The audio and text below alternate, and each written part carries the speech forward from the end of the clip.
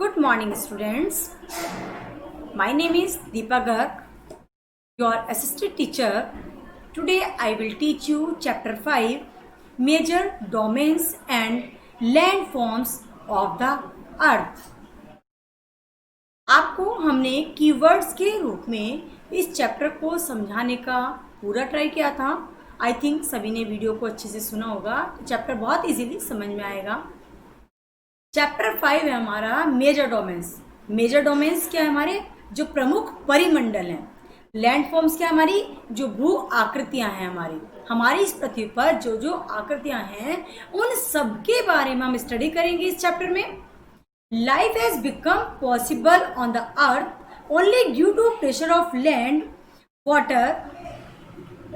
Water, air, just right amount.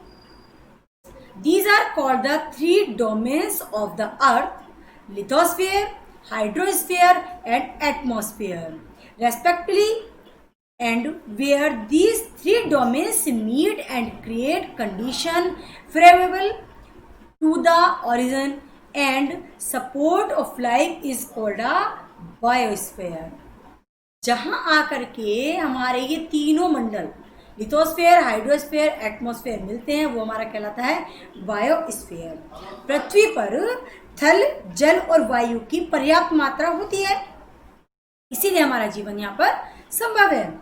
इन्हें क्रमशः हमने नाम दे दिए हैं जलमंडल, थलमंडल, जलमंडल और वायुमंडल. अब जहां आकर के सब मिलते हैं वो हमारा कहलाता है बायोस्फीयर यानी कि जैव मंडल. Lithosphere. What is lithosphere? It is the top crust of the earth. The earth's crust can be divided into two: the land masses and the ocean basin. The thickness of lithosphere range from 6 to 60 kilometre. जो हमारा lithosphere होता है, जिसको हम थलमंडल कहते हैं, यह पृथ्वी के सबसे ऊपरी परत के भूपृष्ठ पर होता है. पृथ्वी के भूपृष्ठ को दो भाग भूमि और जलमग्न में बांटा गया है. भूपृष्ठ की मोटाई कितनी होती है? 6 से लेकर के 60 किलोमीटर तक की होती है. The highest point of the lithosphere is Mount Everest, 8,848 meter, and the deepest point Mariana range, 11,022 meter. The land masses continued nearly 29% of the earth's surface, while about 71% of the earth is under seas or ocean. Highest point थल मंडल का जो उच्चतम बिंदु होता है mount Everest. क्या होता है वो? Mount Everest. कितना है इसको? 8,848 मीटर का होता है. और सबसे गहरा बिंदु होता है हमारा मरीना रेंच. इसको ट्रेंच नहीं बोलेंगे, टी साइलेंट है, रेंच बोलेंगे. मरीना रेंच कितना है हमारा? 11,022 मीटर का होता है. पृथ्वी की सतह का लगभग 29% जो भाग होता है हमारा वो भाग भूमि है, और बाकी जो लेफ्ट भाग है हमारा 71% हमारा महासागरों और सागरों से डूबा हुआ है. नेक्स्ट आता है हमारा कॉन्टिनेंट्स. अब कॉन्टिनेंट्स क्या है हमारे? The huge land masses are called continent. Continent कहते हैं महाद्वीप. Huge land masses of called, विशाल तथा विस्तृत भूभाग को हम महाद्वीप कहते हैं. There are 7 continents: Asia, Europe, Africa, North America, South America, Australia and Antarctica. हम सभी को बहुत अच्छे से ध्यान रखना है कि हमारे जो महाद्वीप हैं, कॉन्टिनेंट है, वो कितने हैं? 7 हैं. These name are Asia, Europe, Africa, North America and South America, Australia and Antarctica. Asia is the largest continent. Asia सबसे बड़ा हमारा महाद्वीप होता है. इसका it covers about 4,44,85,900 square meter का है, which is nearly 30% of the earth total land surface. इसका क्षेत्रफल जो होता है 4,44,85,900 वर्ग किलोमीटर का है, जो पृथ्वी के कुल भूभाग का 30% होता है। नंबर 2 होता है हमारा Europe. Europe lies to the west of Asia and the separated by the Ural mountains as it is the continent of Asia landmass. The two continents of Asia and Europe together are called Eurasia, but they are treated as separate for all practical purpose. The total land area of Europe is about 1,05,30,750 square kilometre. तो Europe जो होता है हमारा, Europe Asia का के पश्चिम में स्थित होता है। यूरोप का कुल क्षेत्रफल हमारा 1,05,30,750 वर्ग किलोमीटर का होता है। अफ्रीका हमारा सेकंड लार्जेस्ट कॉन्टिनेंटल एशिया के बाद। एशिया के बाद जो सेकंड लार्जेस्ट कॉन्टिनेंट है हमारा, वो कौन सा है? अफ्रीका। एशिया के बाद अफ्रीका दूसरा बड़ा महाद्वीप होता है। यह एकमात्र ऐसा महाद्वीप है जिससे होकर भूमध्य रेखा, कर्क रेखा, कॉन्टिनेंटल थ्रू विस्ता, इक्वेटर, भूमध्य रेखा, कैंसर, भूमध्य रेखा और मकर रेखा तीनों जाती हैं। It is separated from Asia by the Suez Canal. Its area is about 3,02,59,680 square kilometre का है। स्वेज नहर जो जाती है हमारी, इससे होकर के जाती है ये अफ्रीका में। स्वेज नहर इसे एशिया से पृथक करती है। स्वेज नहर इसे एशिया से पृथक करती है, ये नहर का नाम है। नेक्स्ट आता है हमारा नॉर्थ अमेरिका। नॉर्थ अमेरिका यानी कि उत्तरी अमेरिका, नॉर्थ उत्तरी। North America and South America were a single land mass before the went separated by the Panama Canal. The narrow land mass connecting the two land masses is called the isthmus.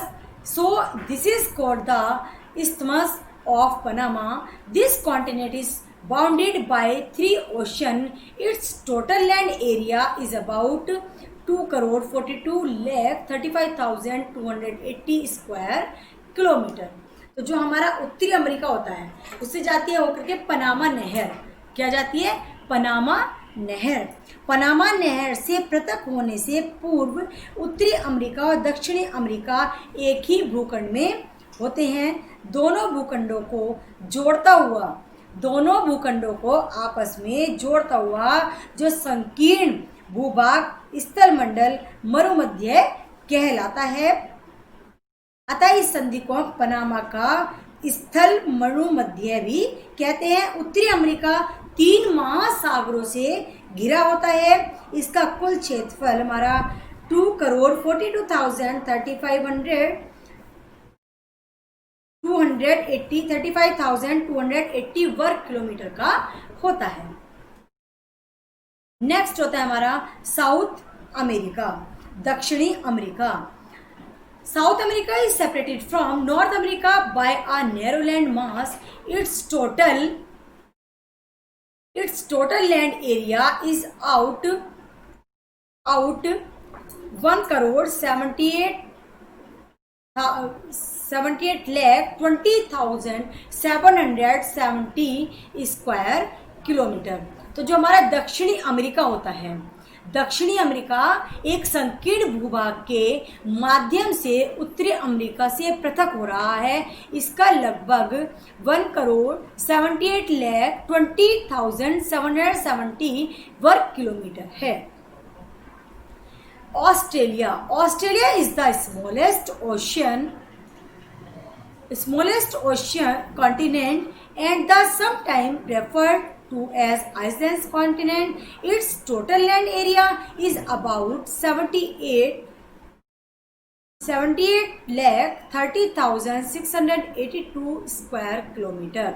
जो Australia हमारा सबसे छोटा महाद्वीप होता है, Australia हमारा सबसे छोटा महाद्वीप होता है, इसको हम द्वीपीय महाद्वीप भी कहते हैं। इसका कुल क्षेत्रफल हमारा होता है 78,30,682 स्क्वायर किलोमीटर का। नेक्स्ट होता है हमारा Antarctica. Antarctica is fully situated in the southern hemisphere around the South Pole. Its land area is about 1 crore 40 lakh square kilometer. About 98% of its area is covered with the ice and the remaining area is rocky.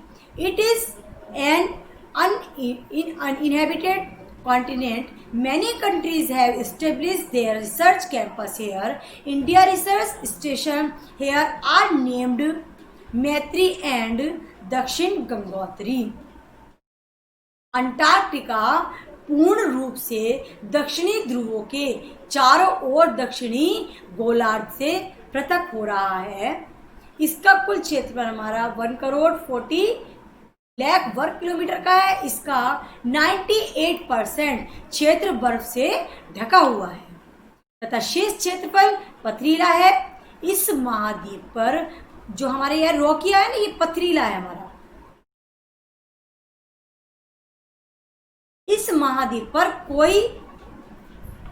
कोई निवास नहीं करता है।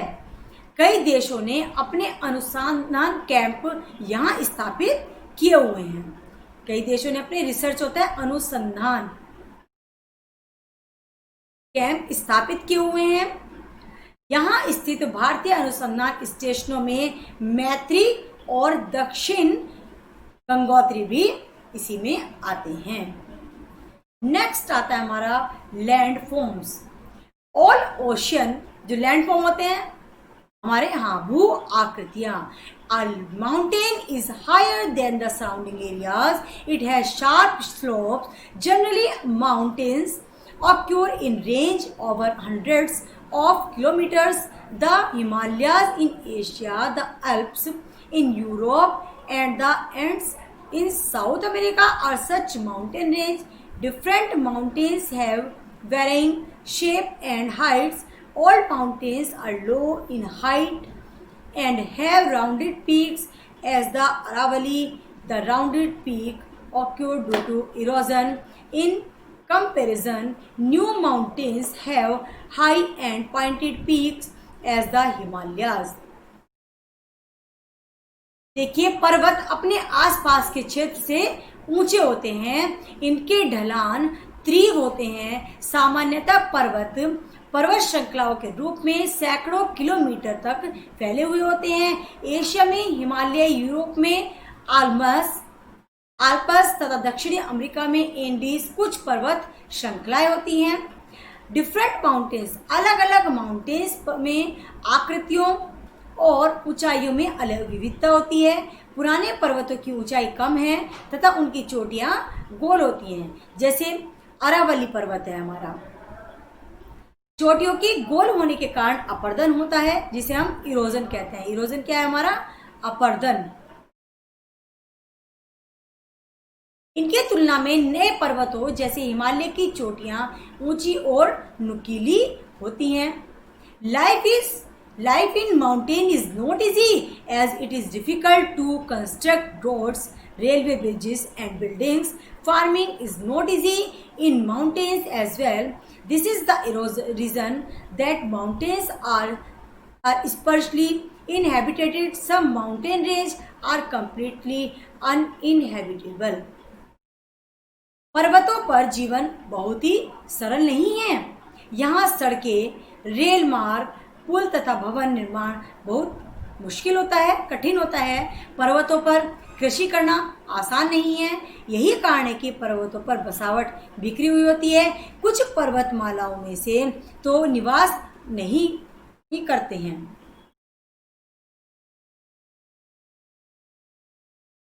आज के इस period में आपको माउंटेन, लैंड फॉर्म्स का मेन पार्ट था। यहीं तक आपको समझाया जाता है। आई थिंक सभी को चैप्टर अच्छे से समझ आया होगा। फिर भी आपको घर पर रह करके अपनी बुक से अच्छे से रीड करना है और वीडियो को अच्छे से सुनना है।